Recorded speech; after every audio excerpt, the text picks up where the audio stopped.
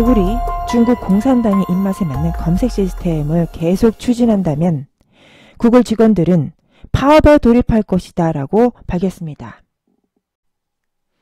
구글 경영진은 중국에 진출하기 위해 중국 공산당이 요구하는 기준에 맞춰서 검색, 검열, 그리고 통제 기능을 강화한 검색 프로그램인 드래곤플라이라는 프로젝트를 비밀리에 추진하다가 양심적인 내부 직원의 고발로 이 사실이 외부에 드러난 바가 있습니다. 드래곤플라이 프로젝트의 가장 큰 문제점은 표현의 자유를 억압할 뿐만이 아니라 중국의 인권 탄압을 돕는 역할을 할 수 있다라는 것입니다. 현재에도 중국은 신장 위구르 지역과 티베트 지역에서 엄청난 인권 탄압 문제가 발생하고 있습니다. 뿐만 아니라 발언 공수론자들에 대한 장기 적출, 장기 밀매에 관한 문제도 중국에서 발생하고 있는 엄청난 인권 탄압의 문제죠. 게다가 아직 자유민주주의 체제를 유지하고 있는 홍콩인들에 대해서 정치적으로 탄압을 한다거나 언론의 자유, 비판의 자유를 억압한다거나 종교의 자유를 억압하는 이러한 일들이 아주 비일비재하게 매일 발생하고 있습니다. 여러분, 이 사실을 아는 분들이 몇이나 있는지 모르겠지만 미국은 2017년도에 중국을 최악의 인신매매 국가로 지정을 한 바가 있습니다. 미국은 매년 인신매매 실태 보고서를 작성을 하고 해당 국가들의 등급을 매기고 있습니다. 그런데 중국이 최악의 인신매매 국가다라는 것은 최하위 등급이라는 것이고요. 이 3등급 내에 속한 국가가 23개국이 있는데 대표적으로 북한이 있습니다. 북한, 러시아, 콩고, 시리아, 이란, 수단 등 이런 국가들과 소위 세계의 제2위의 경제대국이라고 불리는 중국이 어깨를 나란히 하고 있다. 최악의 인신매매 국가로서 어깨를 나란히 하고 있다라는 사실 여러분 모르셨죠? 최악의 인권국가와 초고성능 검열 프로그램이 합체를 하면 그 결과는 최악의 인터넷 인권 탄압이라는 결과가 도출되지 않겠습니까? 드래곤플라이라는 비밀 프로젝트의 정체가 탄로나기 전에는 구글의 일반 직원들은 이 사실을 몰랐습니다. 임직원들만이 아는 비밀 프로젝트였던 것이죠. 지난 8월 달에 이 사실이 내부 고발자에 의해 폭로되면서 구글의 일반 직원들도 이 사실을 알게 되었고 당시에 일반 직원들 사이에서 반대 서명 운동이 있었습니다. 구글의 일반 직원들 사이에서의 반발이 생각보다 더욱 거세져 가고 있습니다. 자, 이 기사를 보시면 최근에 나온 기사입니다. 11월 30일에 나왔습니다. 구글 직원들이 이 건에 대해서 파업도 불사하겠다라는 내용입니다. 이 파업에 돌입하기 위해서 파업 기금까지 조성하고 있습니다. 파업 기금은 보통 노조가 조성을 하는데 노동자가 파업에 들어가면 무노동, 무임금 원칙에 따라서 급여가 지급되지 않기 때문에 이를 보전해주기 위한 장치입니다.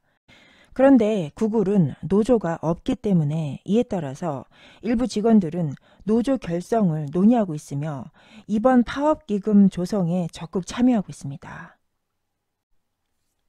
구글 직원들이 이렇게 파업 행동에 나선 것은 구글 임직원들의 위선적인 기준 때문입니다. 과거 구글이 미국의 국방부와 체결했었던 메이븐 프로젝트라고 있는데 이것이 살상무기를 개발함으로 비인권적이다라고 해서 미 국방부와 계약 갱신을 거부한 바가 있습니다. 그런데 최악의 인신매매 국가인 중국을 보역하는 이러한 검열 프로젝트가 추진 중에 있고 그것도 비밀리에 진행되고 있었다라는 사실은 누가 봐도 구글 경영진의 이율 배반적인 태도를 지적하지 않을 수가 없습니다. 게다가 중국은 남의 나라이고 미국은 자기 국가인데 어떻게 자국의 이익을 위한 일에는 손을 떼고 타국의 이익을 위한 일에는 이렇게 열심히 추진하고 있는 것인지 정말 제3자로서 이해가 되지 않습니다. 그리고 한 발 더 나아가 지금 구글이 하고 있는 이러한 행태는 구글이 국가에 대한 반역적인 행위를 하고 있다. 이렇게밖에 해석이 되지 않습니다. 뭐 이 정도 갖고 구글이 반역 행위를 했는가? 아닙니다. 물론 더 있습니다.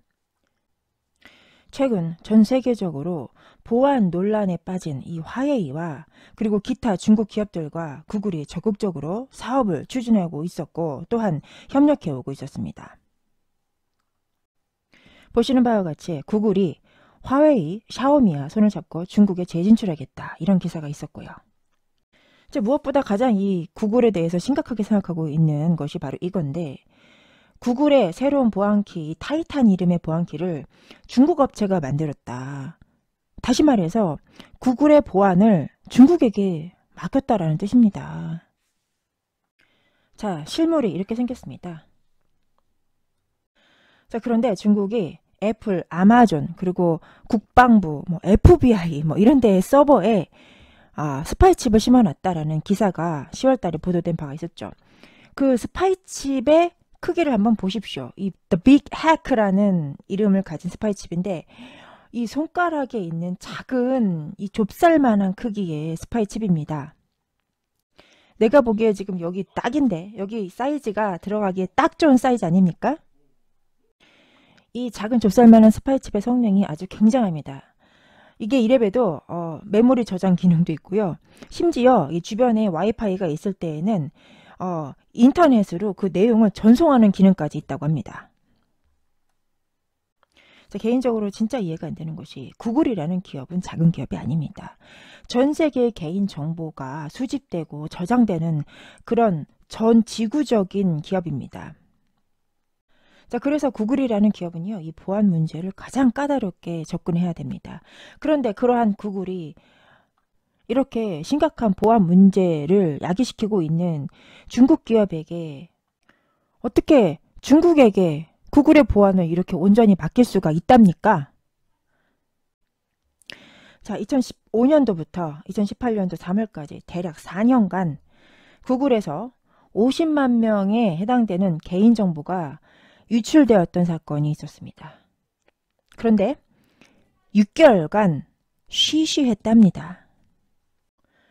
이 개인정보가 혹시 중국으로 흘러들어간 건 아니겠죠? 저는 지금 이 구글에 대한 신뢰가 제로입니다. 제로. 구글이 뭘 아무리 그 정의롭고 인권적인 일을 한다고 해도 저는 이제 구글에 대해서 믿음이 가지 않습니다. 자, 앞으로도 구글이 최악의 인권 국가이자 최악의 정보 탈취 국가인 중국과 계속 전략적인 협력 관계를 유지할지 말지 지켜봐야 되겠습니다.